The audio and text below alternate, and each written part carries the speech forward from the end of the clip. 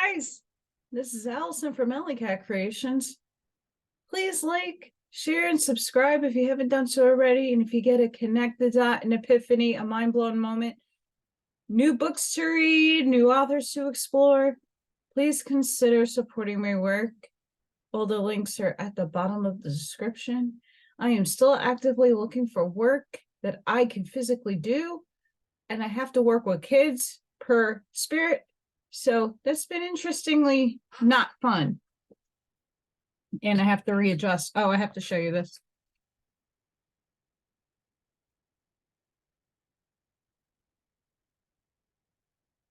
You gotta love black cats. And it goes on my back. Yeah. Oh, much better. While at Michael's, the art store, I needed to find stickers. I'm making candles. I made sage, lavender, mint, rosemary, and today is sandalwood and vanilla. Very fun. But I needed to get some things at Michael's for making candles. I had most of it. I just needed stickers. They didn't have any. I don't know what goes on. So Halloween is already on clearance. There's, I swear it didn't even it's not even October. So Halloween is almost on its way out. So I hit the clearance section. I got these pillows for like $5. I know. Bargain hunting. So today, starting a new book. It's by the Curtises. After yesterday's reading of a wasp, having coughing fits and not being able to project much of anything, and I didn't want to have to do it over again. I don't like redoing those readings again unless it's necessary, and I felt it was okay enough to post. Let's see how we do with this one. I feel this is going to go better. The Temple of Silence. That's what the book is called. And I can't wait to see what in amazement these people, these Curtis husband and wife, give us. This is a short book. It's not a long one. Which I figure between all the longer books, I like to throw in a short one. Because reading Blavatsky today is not happening. Too tired. The Temple of Silence. Quote, out of the silence that is peace, a resonant voice shall arise. And this voice will say, it is not well. Thou hast reaped, now thus must sow. And knowing this voice to be the silence itself, thou wilt obey. End quote. Light on the Path, Part 2. There is, all in caps, there is a mystic and holy temple of silence, the soul of the universe, where in the hush and stillness of being, the divine potency touches and commingless with substance. And from this commingling is brought forth that which shall manifest in all worlds. In its very heart is silence, the silence of intense vibration, so rapid that all seems motionless and at rest. This silence is vibrant with life, thrilling with creative force of that which is to be. Here, in the womb of creation, reigns supreme the embodiment of divine love, the bringer forth of all manifestations in cosmos, nature, and man. The earth too has its temple of silence, in whose sacred atmosphere she perfects the miracles of that which she brings forth. Man also must find his temple of silence within his own heart. For he too is a miracle worker and must learn to know his inner self. He can become the great magician who shall perform his wonders in the inner sanctuary of the silence and bring them forth in his life.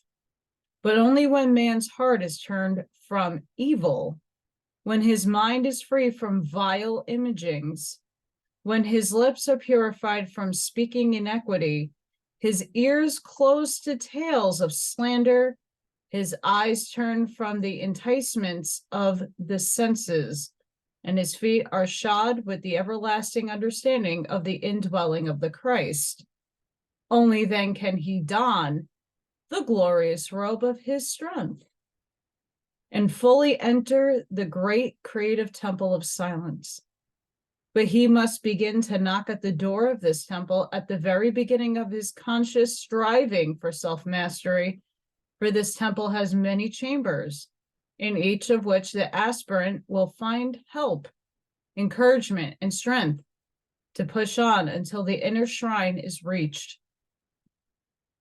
Only in the silence that is peace can we find our real self, the source of all our strength and power, the master whom thou feelest, but whom thou hast not seen. Therefore, we must consciously enter the temple of silence and do homage to the Lord of life. If of self thou wouldest be the knower, there is no problem that cannot be solved, no question that cannot be answered.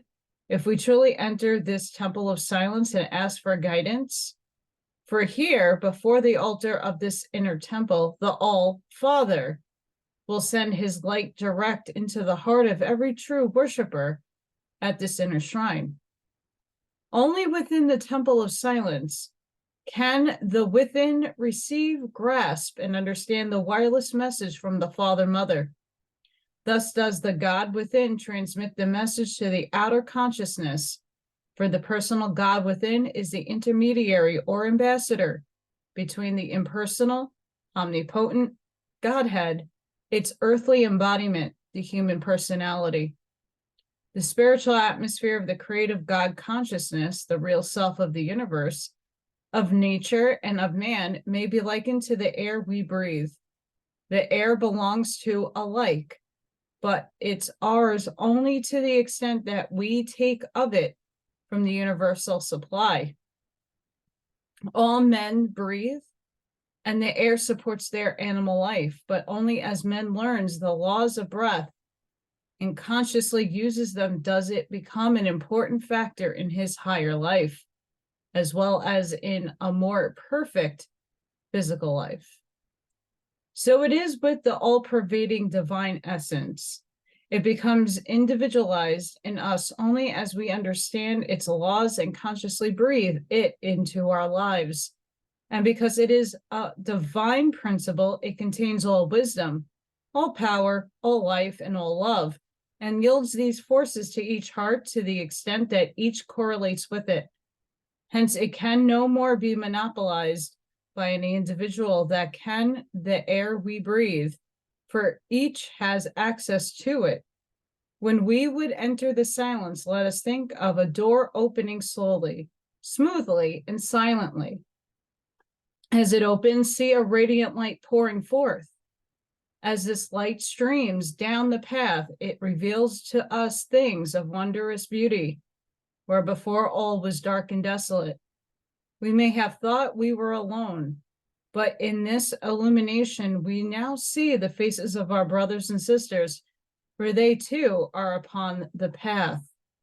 Now we see in our fellow pilgrims earnest endeavor, where before we saw but ignorance too dense for notice. We see true brotherhood and understanding where we saw but selfishness and pride. But let us not stop here, wonderful as this revelation of brotherhood may be. This is but the threshold. Here must leave behind all thought and enter into realization. Thought is no longer needed. When we have entered the realm of pure knowing, of divine reality, let us step across the threshold if we are qualified and humbly take our places in the temple of silence. We will find ourselves one in consciousness, each according to his own phase of development, with a vast multitude, which no man can number, gathered from all peoples and nations, and kindreds and tongues to worship at the shrine of the Christ. Some may see this glorious company of the saints. Some might hear the psalms of life like a mighty chorus of many voices of surpassing sweetness. This choir is made up of the songs of thanksgiving and praise that each heart sings as it finds itself a worshiper in the temple of silence. Others may hear the music of the spheres, the stately rhythmic cadence of the stars and planets as they follow their appointed ways through space. Others may feel the presence and receive the comfort of the perfect harmony and oneness of all. Still others may seem to be clasping hands with a band of fellow disciples, which reaches around the world. But all will feel the waves of spiritual life force bathing and filling them. Here we spiritualize realization, illumination, our consciousness. For we have become one with the knower and can drink at the fountainhead of wisdom. The silence is not merely being quiet, nor even the absence of thought, but a definite state of spiritual consciousness. If we try to enter without seeking to open the little door into the inner sanctuary, if we seek aught but the radiance of the Christ, our chamber of silence will be but a tiny cell in the outer courts of the temple of silence, cold, desolate, and disappointing. It is well to make a tiny silent chamber within our own hearts where no one else can enter, but unless we open therein the little door through which shall stream the light of the cosmic Christ, we have not yet entered the sanctuary in the temple of silence, the universal temple for all humanity, where all God's children are bathed in the essence of the Christ, unite in the vortex generated by the spiral motion of the outbreathing of the divine creative force, the glorious robe of his strength. I'm going to put a pause here.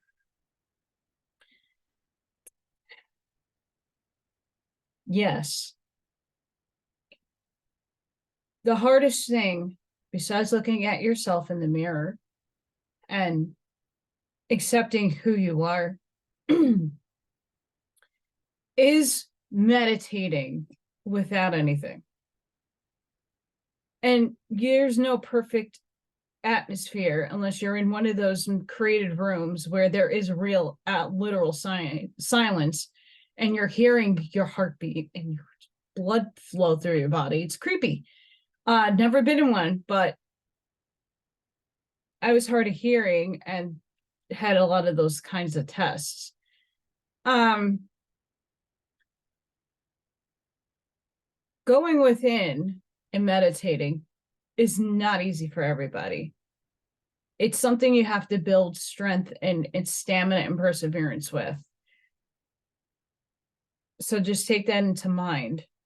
But this last part interests me because I know of this vortex very well. It's how I cross spirit over. It's a vortex of spiraling motion of light, of golden white, blaring tornado type vortex, taking everything up that doesn't necessarily belong here upstairs. It's very cool.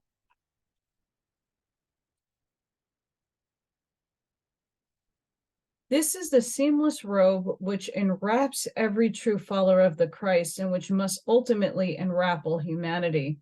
This seamless robe of light is not a robe of man's fashioning, for the robe of man is made of many colors and many seams. It is composed of 7 color rays of the planetary hierarchies, modified and multiplied by shining through the influences of the zodiacal signs. For just as on Earth, the one white light is broken up into its 7 color rays and becomes white again only as all are joined into one. So in humanity, each must purify and manifest in perfection his own color, and then blend harmoniously with all the others. The seamless robe can find expression on Earth. To teach mankind how to synthesize all the colors into the pure white radiance of the spiritual sun, God sent his well-beloved Son down to incarnate in matter and be clothed with the 7-fold forces of the planetary hierarchies as they manifest on Earth. Yet, because of his oneness with the spiritual sun, to blend all colors and make of them the seamless robe, everything manifesting on Earth is influenced by these forces from the heavenly regions. But each soul must learn by the power of the Christ to master and blend them all. Then, instead of manifesting around the circumference of his circle of life, he has advances. He draws nearer and nearer to the center where all the rays are drawn into the pure white light of the Christ, the Son of Righteousness, the source from whence they emanated in the beginning. This was symbolized by the coat of many colors given by Jacob, the father, to his best beloved son, Joseph, but which brought only mockery and derision from his brethren. This is also the robe in which the disciple is clothed with, like Joseph. He is solid in Egypt, the darkness of earth conditions, seemingly a slave to all the influences of the outer life. Like Joseph, however, he must find favor with the king, that he may even in Egypt gather its storehouses, the food that shall sustain his brethren through the days of famine. Then shall he be clothed in the king's robe and wear upon his finger the signet of the king's favor and accomplish the mission for which he was sent into Egypt. This is but another allegory depicting the descent of spirit into matter, the Christ into the darkness of the human embodiment and of ignorance. Instead of the robe of pure white, I saw that spirit. In passing through the prism of matter, it is clothed in a robe of many colors, which of necessity must have many seams and joinings. I don't know if you saw that, but I totally did. Something went quickly. It's not bad, don't worry. We have all experienced the difficulty of blending or correlating our color, teaching, or aspect of truth with that of many, many others, although we know that their colors or teachings are but differing manifestations of the white Christ light, which is always many-colored in its human expressions. One may be clothed in the color robe of a certain planetary condition, while his brother may be clothed in a robe of another planetary condition. But as they strive for the higher life, both should seek to blend their colors, even though as best they make but a clumsy seam. We may take our stitches very close. We may laboriously rip out the first attempt and make the union more perfect, but there is always a seam until we learn to follow the law. The law is that the more we seek to blend our color with the source of all colors, the white light, the more we become one with all colors. Perhaps many have united with the order of the Christian mystics with the firm determination to find the Christ, to enter into the temple of silence and be clothed with the seamless garment which this order holds out. Here they have found many brothers and sisters, each wearing a different robe, each striving to reach the goal along different lines. And they have perhaps tried to harmonize themselves with other various personalities. They may have worked arduently and taken their stitches laboriously and with painstaking care. They may have said, I will join myself to all these brothers and sisters that we may all take our places and together help to manifest in the world the robe of Christ. But after all this is done, they may be disappointed to find that they have made themselves not a seamless robe, but a coat of many colors with many seams. To be sure, this beautiful coat must be worn as an outer garment as they descend into Egypt, but they must don the robe of the king. They may faithfully fashion their robe, and their finer the stitches, and the more invisible the seams, the more perfect the garment. But there is a more excellent way. In the center of the zodiac shines the sun. Upon the circumference, it manifests as the various colors, yet in itself, it is a white radiant light. Just so in the center of the mystic temple of silence, there stands the Christ, a pure white light whose radiance shines forth to every heart, no matter how far out the circumference, and illumines every color with his light, life, and love. Pause. I'm only trying to explain this. I'm not here to boast in any certain way. When I enter into a meditation, I first shield. I do 12D shielding. Within that, I'm taking my little Merkaba and it's going through my chakras. It's going out my feet to inner earth, to a crystal garden, those crystal caves. And then it comes up with a copper, or it could be silver, whatever color you want, comes up with the Merkaba, and it's the plate stops at my feet. The Merkaba goes up to source, and it comes down with a plate, and then I have plasma all around me. That's what I visualize. But it doesn't stop there. My Merkaba gets way bigger and it starts doing its spin. On the outside of the Merkaba is a big bubble. It looks like when you drop soap into water and you get all the colors that glisten all around you. That's the rainbow. That's all around me. It's all unified, but all oily looking. So depending on what I'm working on, if let's say I'm working on my heart chakra, the green will be more apparent, but you can see the other colors behind it. Recently, this gets even crazier. My wings start showing.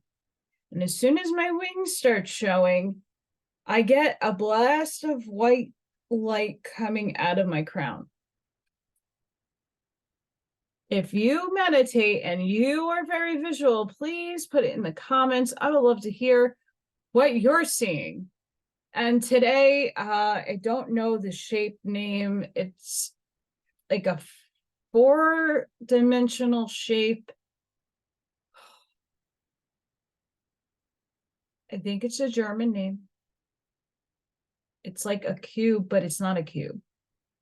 It's like an infinitude of a four. I don't know. If I find the name escapes me at the moment. It's not that math geometrical words can't come out of my mouth.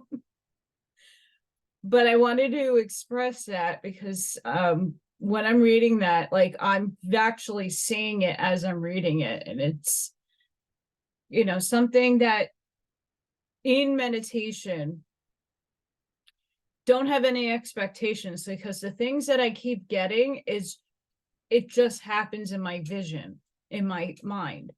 It's not stuff I'm making up, and it's not stuff that I'm focusing on. These things just come to me, right? So we have to be silent. And when I first started meditating, I didn't get anywhere. Didn't see nothing. I had to go and find guided meditations to help train my brain to start doing it for myself. And like, I needed somebody to tell me about my breathing, because I would lose focus on my breathing as my mind wanders off. Like, meditation's not easy. It's taking me years to get where I am right now. So if you have never done this before and you're just starting out, start small and with no expectations.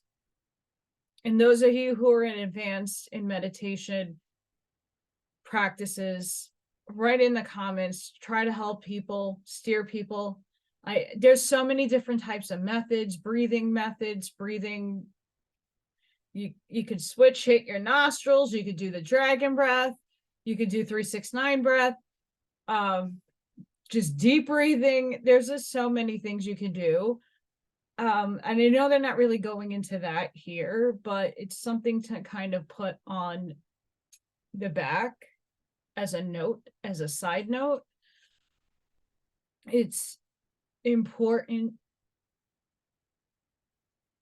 Like, I was mowing my lawn today, just as an example, and I have my headphones on, and I had found this incredible Native American ambient shamanic drumming beady thing, and I wanted to dance all over my yard. It was that good. So what did I do? I put it on my headphones. As I'm mowing, I'm stomping my feet and I'm bopping around like an animal, but I'm infusing my energy in my land. I'm feeling the vibrations of my land,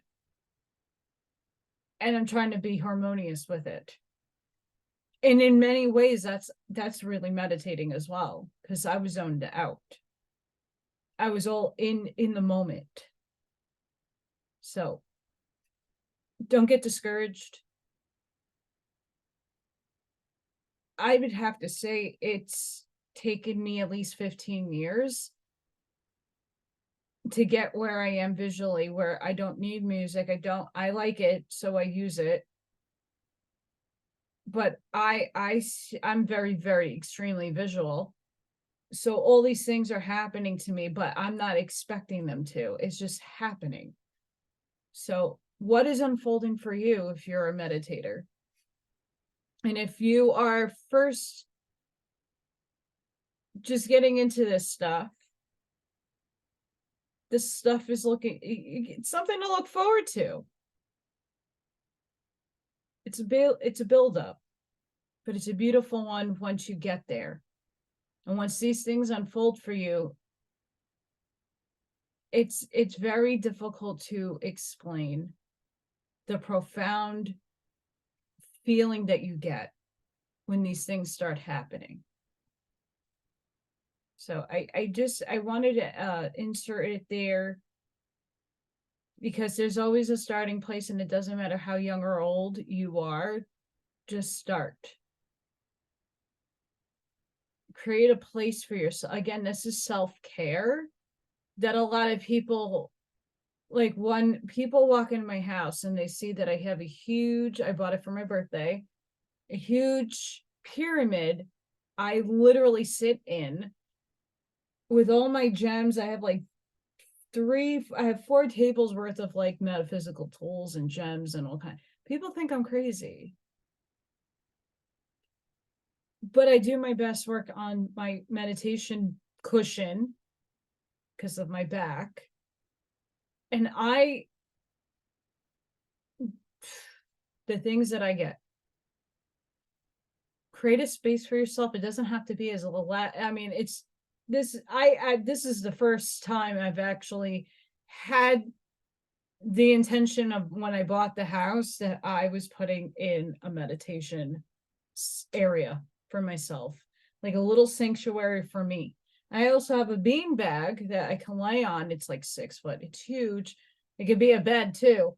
But if I can't sit straight up because of my back, you can lay down during meditation. And if you fall asleep, it's not a bad thing. It happens. I mean, you're tired and some other things. But I just wanted to get you all aware as we're reading this. Like, if you're thinking about the silence and you're thinking about the meditation and the components of it, just a few examples I'm giving. As each heart responds to this light and turns from the circumference and looks toward the center within, it finds a resting place in the temple of silence. Yes, it does. Pure white is uncolored, and as each color approaches the white, it becomes lighter and lighter until it becomes one with its source. Indeed, instead of using the term white, it would be better to say the transparent crystalline purity of a diamond. This is the coat of many colors transformed into the seamless robe of the Christ, the glorious robe of his strength. Beloved ones, the time is drawing near when the great realization of divine oneness must have its expression in our midst. Upon the physical plane, all who are earnest and sincere in a desire to serve humanity and who find in the order of Christian mystics a fitting channel for their activities have silently pledged themselves to gather up the food that is in Egypt, to fill the storehouses of Pharaoh, that the children of men may have plenty during the years of famine.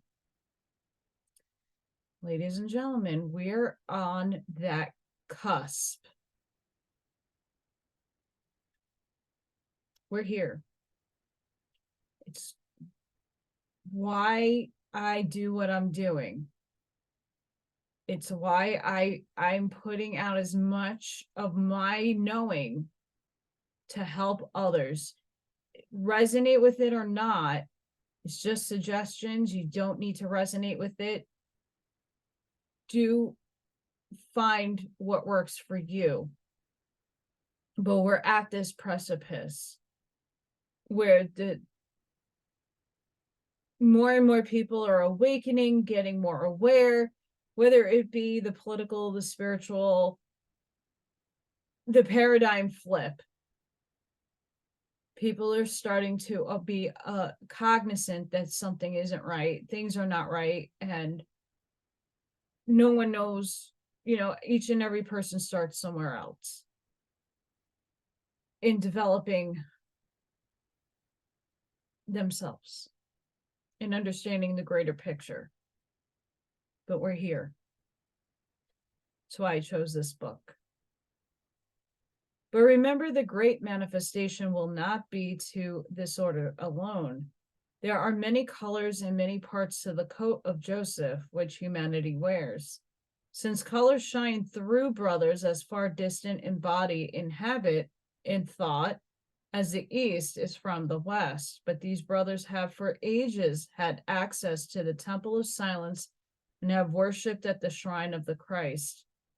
They have been waiting patiently, humbly, unostentatiously for their younger brothers and sisters, hoping and praying that we, like Joseph, are the ones who have been sent into Egypt to garner in the food with which to feed humanity in the days of famine. Not a famine of bread, nor a thirst for water, but of hearing the words of the Lord.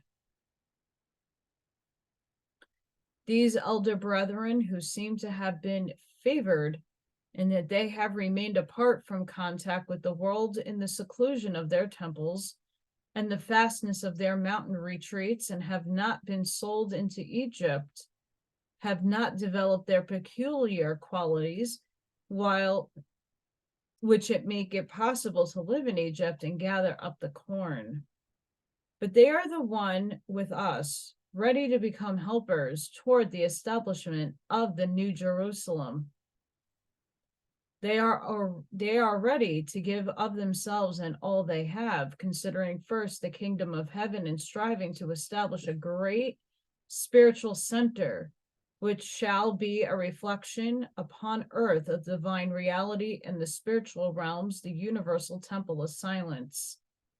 Once understand the necessity of donning the seamless robe and joining yourself to every true worshiper of the Christ, and you will not longer say, I am of the West and they are the East. We will join and make an invisible seam in the robe. No, strive to clothe yourselves in the seamless robe and enter into the temple of silence, where manifesting power of divinity shall enwrap you and fill you and radiate from you, where you shall see your brothers and sisters from every nation and race climb, bathing their souls in the divine radiance. You may ask, how shall you know your brothers and sisters from foreign lands, and how you shall correlate with them? Simply enter into the temple of silence, clothe yourselves in the seamless robe, and wait. And as the radiance fills you by its pure white light, behold your brother, behold your sister. No longer are they of foreign lands, no longer of different tongues, different thought, complexion, costume. They are all clothed in the seamless robe of the Christ, the glorious robe of his strength. All are filled with ardor and love and wisdom. All are resting beneath the wings of the great bird of life. Take this thought, beloved, and as the days go by and each day brings its period dedicated to silence, open the door of your hearts and enter into the inner sanctuary and be filled with the creative silence. There will you blend in consciousness with those from all parts of the world who are worshiping at the same shrine and can commune with them. But be sure that you have surrounded yourself with the flame of divine love and protection, and that your aspiration is pure and true.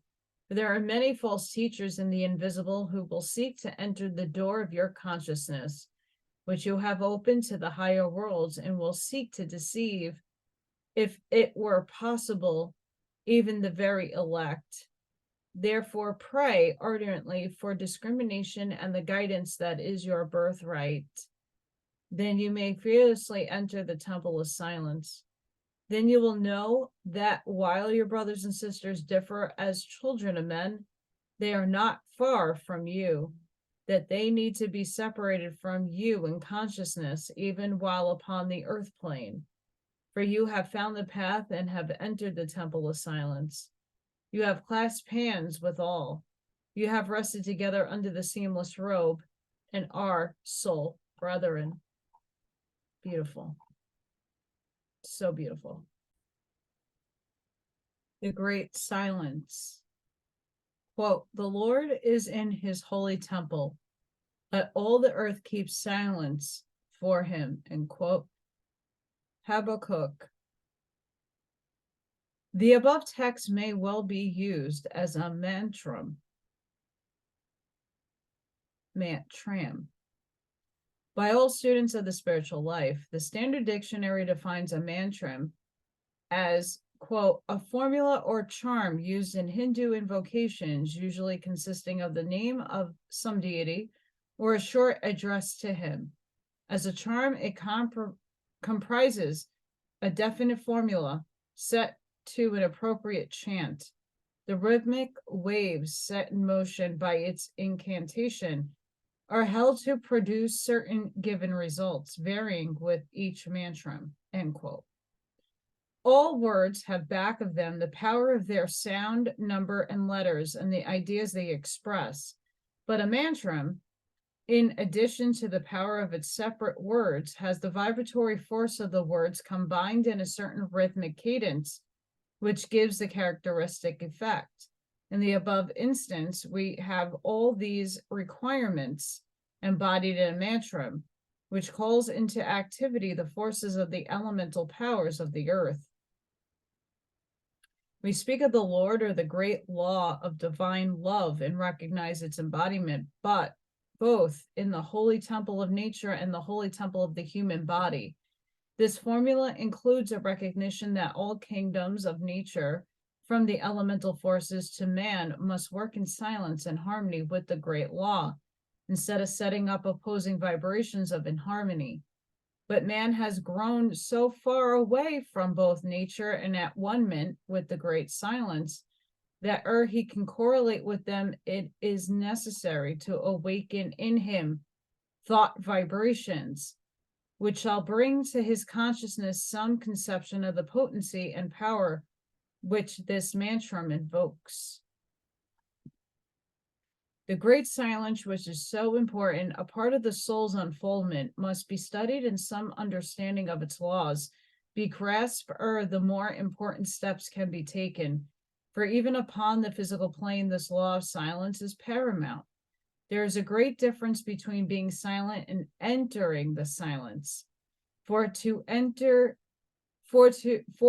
inner ear, there is no such thing in all creation as silence. Every living thing, from the least to the greatest, has its voice, its tone, and its vibratory motion.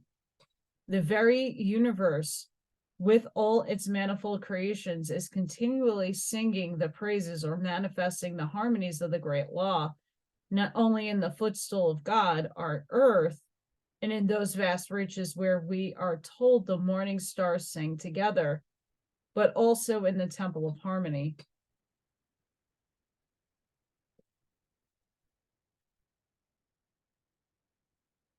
Sorry, guys, I just got a download, and that just warped my brain. Oh, shake that off. To keep silence before him means far more than simply keeping silent or being still, ceasing the chatter of our tongues, or even stilling our thoughts. The silence that is meant is the holy hush of awe, which overwhelms us when we begin to realize the vast and unalterable sweep of the great law in our individual relation to it. It is the great silence whose outer manifestations we glimpse when we stand in the presence of such stupendous spectacles as Mount Whitney, Niagara, El Capitan, or the Grand Canyon, to mention but a few. But the full realization of that silence comes to us only when we have correlated with it within the depths and deeps of our own divine nature. It is the hush of perfect submission to the great law, the hush of all opposition, all complaining or effort on the part of nature or man to take the great law into their own hands, the hush of perfect obedience with the universe, the earth, and all its manifestations, all creation, offered to sway of divine will operating through the great law. When we speak of entering the silence or listening to the mystic, creative notes of the soundless sound, so dense is the veil which this materialistic age has cast over man's perceptions that few have any clear conception of what it is meant. The great silence is the cosmic reservoir of the divine consciousness, which is a definite, purposeful way, is ever striving for greater and more perfect expressions of the divine ideal in nature and in man. The silence is also the reservoir of the divine life force, Christ force, or the cosmic sap, whose animating and vivifying power, whose steady pressure is back of all evolution, physical, mental, and spiritual. That steady pressure of counteracting force, which is the ever working to readjust the inharmonies which result from opposition to or perversion of the great law. It is continually sweeping every inharmony towards readjustment, bringing harmony out of inharmony, good out of evil. Just as all wounds tend to heal and all forms of disease to cure themselves, if not retarded by a repetition of the cause or by man's false premises. Even if to accomplish this readjustment, the old and rebellious atoms must be sawed off with more or less suffering. All that the greatest science and art of man can do is to work with nature to aid and quicken the readjustment and thus shorten the period of inharmony or suffering. The great silence is also the power which sets the limits to which inharmony or rebellion against the great law can go. The power which says, "Thus far shalt thou go and no further." For while man has free will, it is only within the limits set by the great silence. These limits are easily recognized in daily life, for no matter how great the pain, we can suffer only up to a certain point when the great silence enwraps us in the silence of unconsciousness. No matter how great our emotion, whether of joy or sorrow, when the limits are reached, Nature ushers us into the silence, as when in apathy silences the exuberance of our joy, or the grief-stricken one sobs himself to sleep. No matter how great our passion, when the limits are reached, we are forced into the silence by exhaustion. Even the bitterness of our greatest wrongs is softened and finally lost in the dim silence of time. Hence it is said, time heals all wounds. In the confusion and discouraging conditions among European peoples following the World War, many students of the world conditions asked, is Europe dying? And the statement has been soberly made that all hope of a noble fellowship of men seems to be engulfed. All the beautiful altruism engendered by the war has been stifled. But this is only temporary. The climax must bring its own readjustment.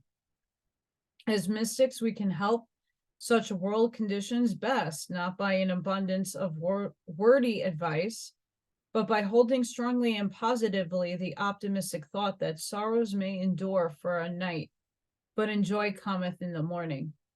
For be it nations or individuals, they suffer while the tide is running out, while the debris of the old cycle is being washed into the ocean of eternity. The great silence is still brooding over the world, and the mighty storm of man's creating, by its very fury, will exhaust itself and bring peace. We're still waiting. We're still waiting. Hence a return to the holy temple of silence, where the Lord of life reigns in peace and inevitable for the children of men. Each one of us can help by letting the questionings of our own minds be silent. We should stop mentally running to and fro seeking the end, but rest before the altar of the temple of silence, confident that the divine law of life will ultimately strengthen out all the tangled ends and bring peace.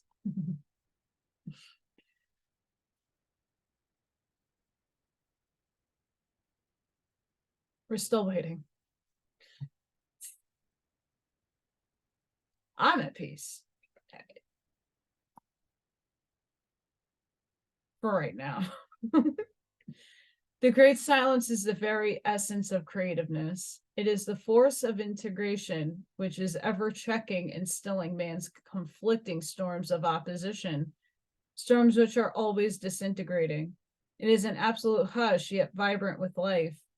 In it, each creative note has its full value in the resultant chord of harmony, and each color is blended into the pure white. It is like the hush within the egg, which precedes the effort of the imprisoned bird to break the shell. The intent look of the mother bird upon her eggs shows that she is listening to the silence that is pregnant with life. Other manifestations in nature are the hush that precedes all forms of activity, the hush before the storm, the hush at the turn of the tide, the stillness just before the dawn. The great silence is something outside, yet including all nature sounds, which are all nature feels and vainly strives to understand and express. On the high mountain tops and in the vast stretches of desert and plain, one seems to touch something that is more than silent, for silence, dead and ominous, broods over the bad lands and brings no inspiration. But in the mountains, one seems to feel the brooding of the creative breath of divinity, and awe asks, is this the temple of silence, and can we enter it? The mountain rear their heads in mighty grandeur or in fantastic ridges, as if bathing themselves in the mystic silence, yet are dumb before the awful calm, which seems like a living presence embracing all. The plains stretch out in endless vistas, as if striving to reach the limitless shore on which beats the mighty ocean of mystery silence. Yet, although bathed in it, filled with it, and by it fed and sustained, they will ever wait in reverent hush for the true solution of our questioning. Every living thing in its own way strives to break the silence and tells us, yet the doors of the mighty temple remain closed. The raising wind whispers in awe.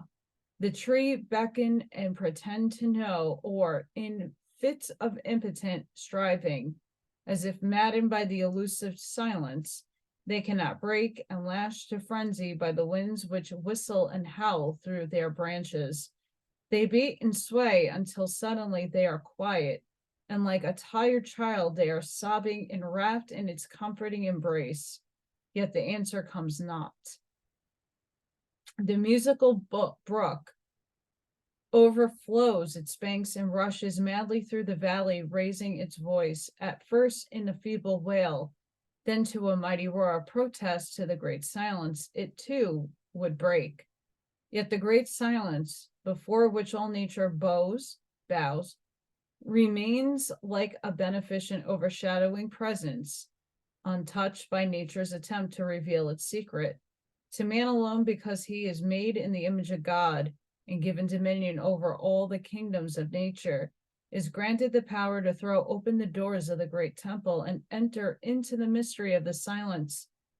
But man must first learn the lesson which every creature and thing, animate and inanimate, strives to teach him. He must learn to sink his sense of superiority and forget his self-importance in the presence of the mighty works of nature, such as the mountain peaks. He must recognize his helplessness in the face of the tornado and his littleness and insignificance on the wide sweeping plains and deserts, or on the limitless ocean, ere he is ready to enter into the temple of silence. He must inquire of the earth, the air, and the water, the secrets they hold for him, also of everything, even the most insignificant in nature. Then, when utterly hopeless of an answer, he must inquire of the God within and knock humbly at the little door of his own heart. And lo, still small voice will whisper back the answer in tender breathings of divine love. And ere he knows it, the doors of the mighty temple swing open, and he stands in the presence of divinity and knows the silence in his own spiritual life and the life of all manifested things. Yet instead of feeling either awe, as before the mountain, or insignificance as on the limitless plains or ocean, he believes that he has come in touch with something superior to all the forces of nature, and they henceforth can neither awe him, affright him, or belittle him. He realizes that while he is one with nature, he is superior to it, because as a son of God, he is also one with its creator. He knows that he has but come into his own. He has entered his father's house, and the ring of authority is placed upon his finger. The rod of power has been placed in his hand, and the thrill of the mighty creative love of the divine mother fills his soul. The silence is the divine peace of the eternal harmony of manifestation, which enfolds all things, and within the very heart of which we live and move and have our being.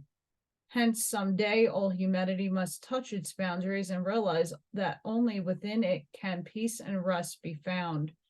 Dear students, if just for an instant of time you can hush the activities of your minds and identify yourself with the great silence of harmony and perfect obedience, and feel the vibrations of the universal life thrill through you in the moment you have entered the current of the one life, you have recognized that the Lord in your soul has made obedience before him, and Lord of lords and God of kings. The very atoms of your bodies have been changed, have ceased their opposition, and with nature, the earth and the universe have for an instant kept the mystic silence. In that moment, you'll find your consciousness so expanded that the rhythm of one life sweeps you on and on into realization that all life is but a vibration of divine manifestation. Or your experience may be but a momentary stoppage of your worries and mental struggles, a realization that all these things are swallowed up in the great silence. Whatever the experience, that moment of realization has been for the soul an open door into the temple of silence, a turn in the tide of your life. Oftentimes we are vouchsafed such an experience just before a great trial, like the hush before a storm. that we may prepare ourselves, may gain strength and courage to carry us safely through. For are we not promised, I will not leave you comfortless. I will come to you.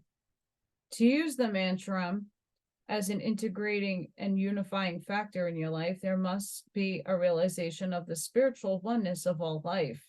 Before entering the silence, realize that the Lord, or the great law, has its sevenfold manifestations, both in the temple of humanity and in the temple of the individual body, in all of which the great law must reign supreme. Try to think of the one God manifesting under 7 aspects, each with a focal point in the holy temple of your bodies. For man, being a microcosm of the macrocosm, has within him centers of force corresponding to the 7 planets of centers of force in our universe and the 7 centers in our own planet Earth, each planet being a center from which one of the 7 create rays. The 7 spirits who stand before the throne of the great law emanates. Hence, to attune your bodies to the great silence, you must let your minds dwell upon the unity of the manifested creation and obedience within which the universe keeps the silence of divine harmony. As a loyal subject stands in silence and awe before his king, the effect of his realization on the body is a complete change of polarity, at least for the time being, of its molecules tending toward health, harmony, and regeneration. For during that moment, you are whole, one with God and the universe. However, unless you take the lessons of silence with you and are able to stand still while nature is accomplishing her readjustments and casting out those things which pollute the holy temple of your body, you will return to the old conditions very benefited, but very little benefited. Therefore, though it take a whip of cords to drive out all that opposes the great law in your temple, still in the moment of realization you have received a prophecy and a promise of that which shall be. When you kneel in worshipful silence before the Lord, his conception should be so well understood mentally that it becomes an inner realization, for on really entering the silence, all active thought must be swallowed up in aspiration and a realization which transcends thought. The Lord is he who had in his right hand 7 stars. From his right hand went a fiery law for them. And since man was created in his image, he also has the power, if he wills to use it, to hold the potencies of the 7 sacred planets in his right hand. The 2 hands of man symbolize his twofold power to accomplish, and the Bible contains many references to this symbol.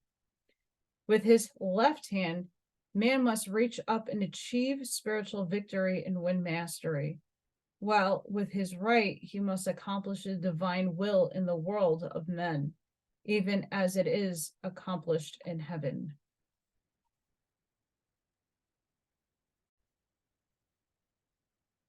Job tells us, quote, "Then will I also confess unto thee that thy own right hand can save thee," end quote.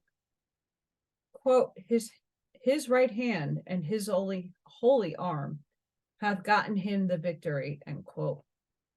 But because he so often sets up the law of the lower man in opposition to the great law and uses his powers to work for self, the left hand has come to be considered mundane and evil.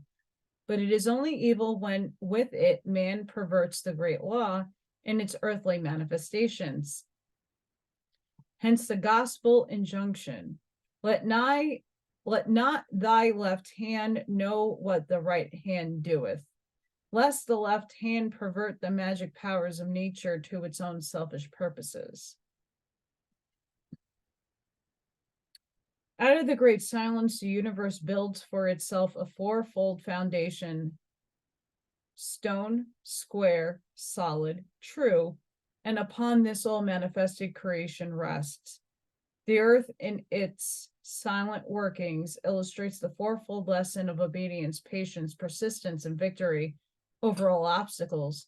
Out of these elements, we must build 4 corners of the cubic foundation stone upon which we must stand and offer our sacrifices.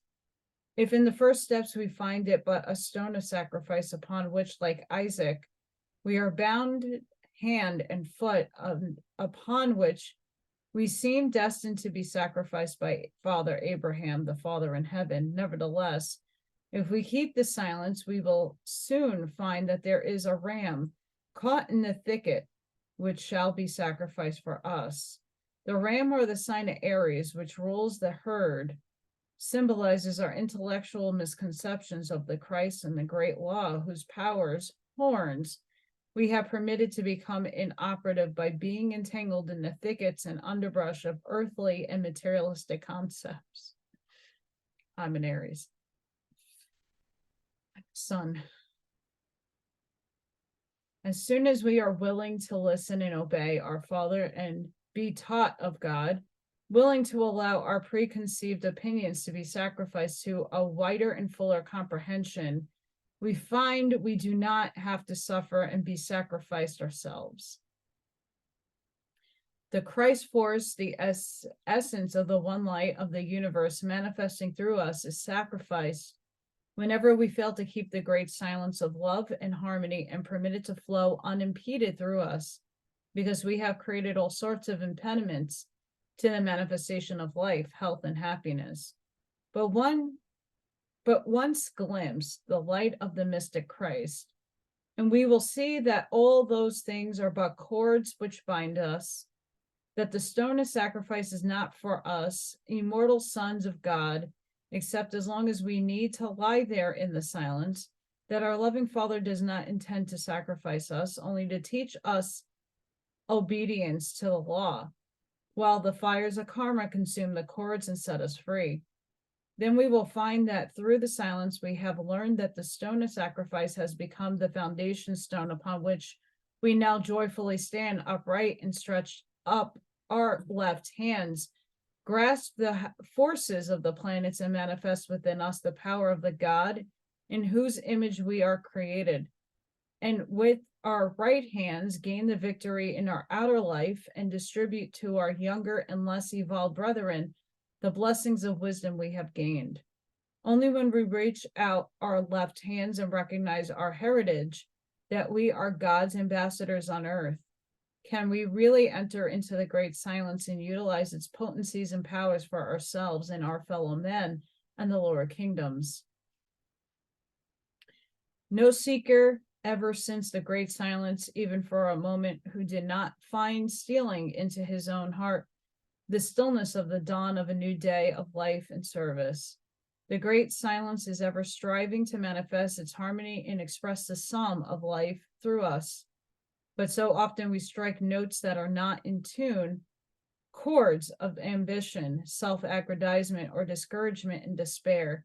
Yet in each and every experience, he who listens with the ear of the Spirit will hear an undertone made up of the true creative notes of harmony. Listen for these true notes.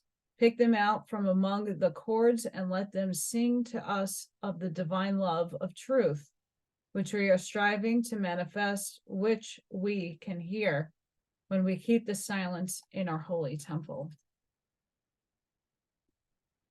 Pause.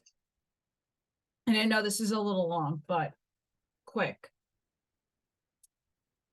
For every person who is spewing fear or anxiety, fear, we hold it here, but it's a coined term that has a whole ton of emotional states and other caveats to it. When someone is trying to, in the evil, trying to create and manifest through us, when they put out an article, when they put out a video, when they put out anything that's creating doom and gloom, and not to say that doom and gloom doesn't happen on this planet, it does all the time, but if we feed it the energy and give it the entertainment that we're consenting to by watching the bullshit, it's going to manifest in some form. It might not be what they say, but it might be something else that is still not good. It's destructive. When you go within and you stop giving your energy to people, places, and things that you might be curious, what does the devil do? What does the adversary do? Hey, come here. I know you're bored. You want to watch this?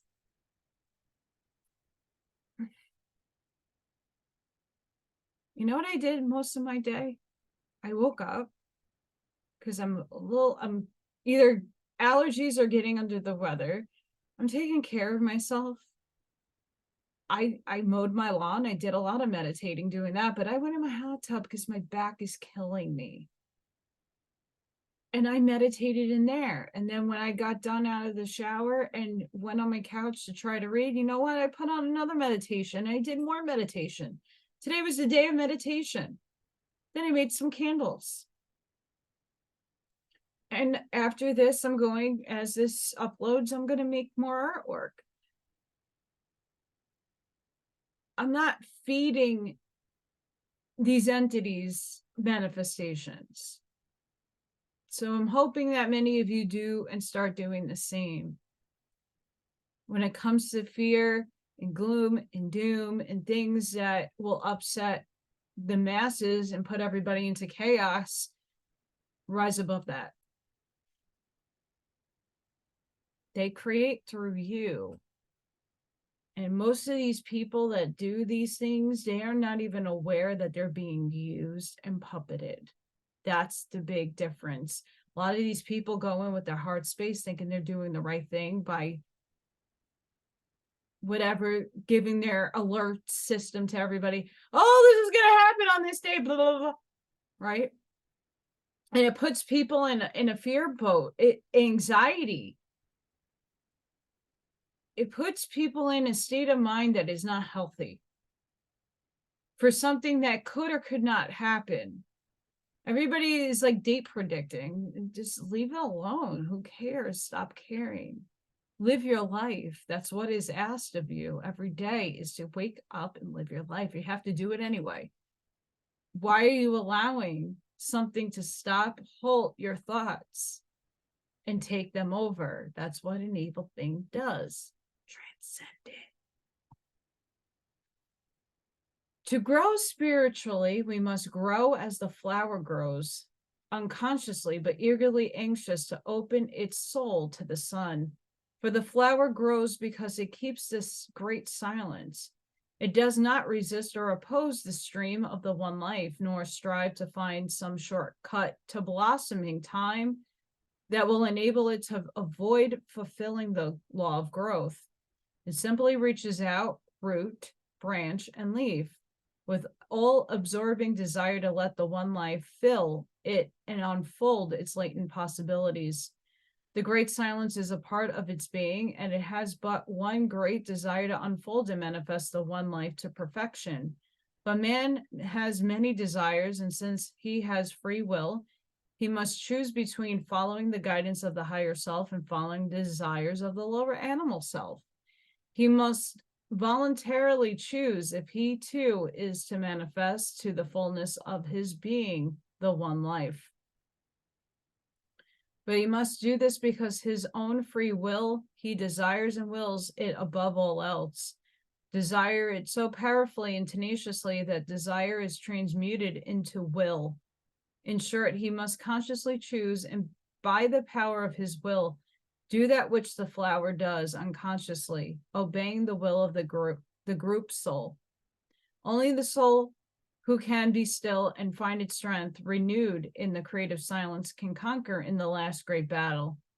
But let no one despair, for while we have many battles to fight, we can open the gates of the New Jerusalem. Still, he that is with thee is greater than he who is against thee.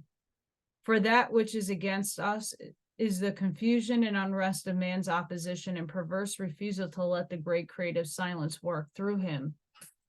Let him but breathe in unison with the great breath, and gates will fly open, and the light of the Lord God will illumine his path. We may not be able to penetrate at once into the sphere of silence, but we can begin to realize if we will think of the great silence as a power which is forever adjusting and counteracting the opposition and stilling the confusion in our lives and seek to work with it. Keep saying to ourselves that we have within us the power to bring quiet out of the turmoil, peace out of the confusion, and harmony out of the discord of our lives. If we but keep the silence and let it adjust all things. Let us stop going over and over our trials and worries and disappointments.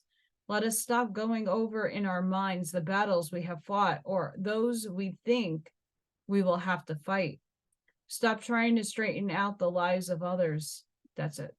Exclamation point right there. Stop talking and gossiping of shortcomings of others. Stop demanding perfection in other fellow mortals. Be still and let the great silence enwrap us all, for only the power of the great silence manifesting within can quiet the turmoil and bring peace and understanding in our own life and the lives of our fellows. We speak of entering the silence because it is a reality, a state of consciousness, the anti-room of the divine, into which we can enter at will once we have learned the way, and every soul who finds paramount in him the desire to live the spiritual life will ultimately find entrance into the sphere of consciousness called the great silence, or the sphere of creative power, in which all manifestations will work in harmony of divine law. It does not depend upon the individual soul to create the silence, only to open his heart to allow it, to the heart to it, and allow it to manifest its harmonizing power in his life.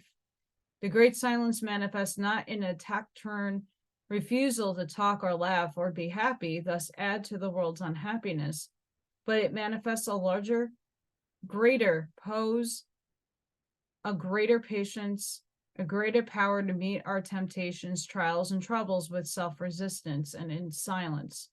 It keeps us from fretting, from talking idly, from going to others who may be passing through trials which they find all they can bear, and throwing our doubts and depression upon them, thus perhaps adding the straw that will make their burden too heavy to bear. Let each day be welcomed as an opportunity to see how much of the harmonizing power of the great silence can be manifested no matter what our circumstances or environment. The great law has set our feet upon a straight and narrow path with sign points all along the way. The law of love and harmony is written upon every rock by the wayside, so that he who runs may read.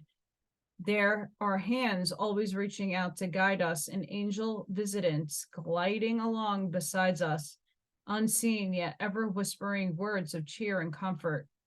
The old and apparently orthodox hymn which says, God shall send a guardian legion down to help thee, press thou on, is a plain statement of a deep occult truth. Therefore, if we stray from the path and lose our way, it will not be for a lack of preparation for our safe guidance. For all the pilgrims who have passed this way before, from the great souls who have mastered every step down to the humblest pilgrim who has found the sustaining power of the great silence sufficient to smooth every difficulty and remove every stone of stumbling, each and all have left words of encouragement and a trial of the force of victory behind them, which is like the guiding thread which Arden gave to Theseus to guide him out of the labyrinth after slaying the monster Minotaur. They have left refreshing fountains where they have struck the rock with their rod of power, and the living waters have gushed forth. They have also erected by the wayside many houses of rest and refreshment, which the earlier pilgrims knew not of.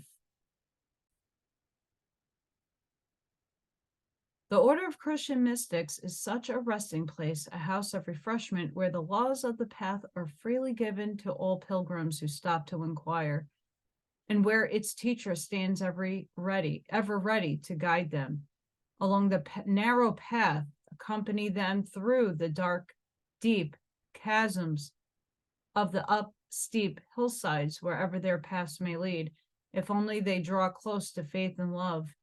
Dear students, you who have heard the divine voice from out the silence, come ye out and be ye separate from the world. To you is it given to be the first to recognize and then to prove to the children of men the power of the great silence, the peace and love and harmony which Christ within is ever seeking to manifest, the essence of the one life slain since the foundation of the world and poured out for men's redemption.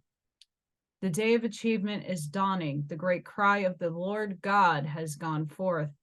Let all the earth, yea, all the earth manifestations of your real self keep silent. The trumpet blast of his coming is even now sounding in the world of men, calling the awakened to recognize him and proclaim his coming. There must be men and women of power and might who cannot be affrighted by any terror of the night, the terror of the nighttime of confusion and inharmony, nor by the pestilence that walketh in darkness. The ill health and disease which results from the darkness of man's ignorance and disobedience, nor the destruction that wasteth at noonday, the oppression of man by man and women, who have had momentary glimpses of his glory and have realized the solemn hush of the great silence and its all-compelling power to bring the victory. Such men and women are needed to claim the heritage of peace and love and health for themselves and for mankind. Will you be the one who will henceforth strive to enter the great silence and let it manifest through you? And that ends this reading today, a long one, but necessary because we're here now. We're here right now. My spiritual soul advice, I'm giving you tools to use. I gave some suggestions today with meditation. All the way back one of the very first videos I did, I talked about all this stuff. Go back, rewatch, and a lot of stuff has matured since my first videos. More profound learning, more profound knowledge has hit my consciousness, but are you ready to heed the call? And the call is now. It's not tomorrow. It's not 5 years from now. It's now. The more of us who stand together, the more of us who seed humanity, the more of us that can impart this wisdom onto others, the better it will be for all of us. We're slowly creeping there, where people will watch and what the hell are you talking about, Allison? Oh my goodness. What are you talking about? I get that a lot. What am I talking about? You're divine. Christ within you. Doesn't matter your religion. Faith, following, go within. See the divine in you. It's one of the major problems. Oh, well, that's egotistical to say that. Stop not acknowledging yourself and what you are. Period. Go within. Go in meditation. Like I said in many other episodes, the Reality Revolution with Brian Scott, he has deep sleep meditations. He has amazing meditations for you to try. And for those who are advanced for whatever meditation, make it your own.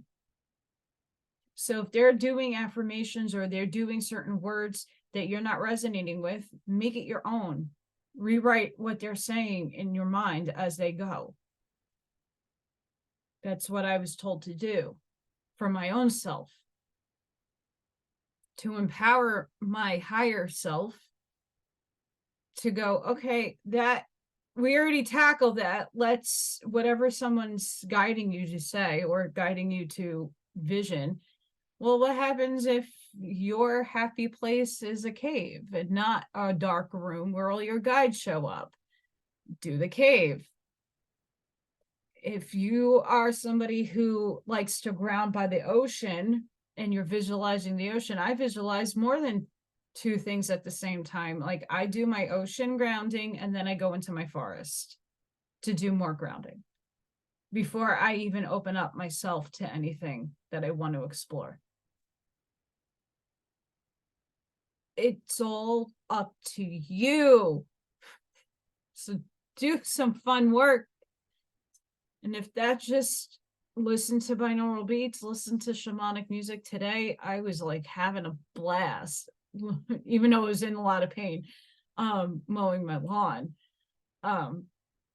Did some stretching in the hot tub, which felt so good. Transition of weather will get me. I'm fine. I'll be fine. I can move, I can walk. I'm a happy camper. It's when I can't get out of bed and my back locks that I'm in trouble. So guys, I hope you enjoyed this. This is the Curtises, they're amazing. I'm so happy to finally, I was going to read this book before the Message of Aquaria, but the Message of Aquaria needed to come because it's a longer book. This is a shorter one. So as we said goodbye to Why Are We Here? Temple of Silence. So guys, sending each and every one of you love, light, protection, and shielding. I hope you're having a wonderful weekend. Please be safe, be seen. Again, please discern what you are taking and consuming in on an everyday basis. Please make sure to like, share, and subscribe. Thank you to all the new subscribers and all the people who follow me and have been doing so. I'm getting closer to having a store. I'm just making a whole bunch of stuff so that if I do find a job, I'm not overwhelmed with orders and all kinds of stuff. I'll have stuff up on some site. I haven't picked. I'm getting closer to picking one. It's a lot of research. So stay tuned for that. That's going to be coming soon. It's within the next two weeks. I should have something really solidified and get myself gearing up, making a lot of stuff right now. So I'm really excited. And a lot of things are failing too. So that's like my holdup as well. Because the epoxy that I have, it's like tabletop and it has to pour flat. And that doesn't work with a lot of things that I do. So I'm trying to find the epoxy that I had making these within a year have yellowed, even though they came out pretty good. Like they're getting colored. I don't like that. So I'm trying to find different types of brands of epoxy to use. Trial by error. So guys, I hope all of you have an amazing, incredible weekend. Please be safe, be seen, and I hope to see you on the next one. Bye guys.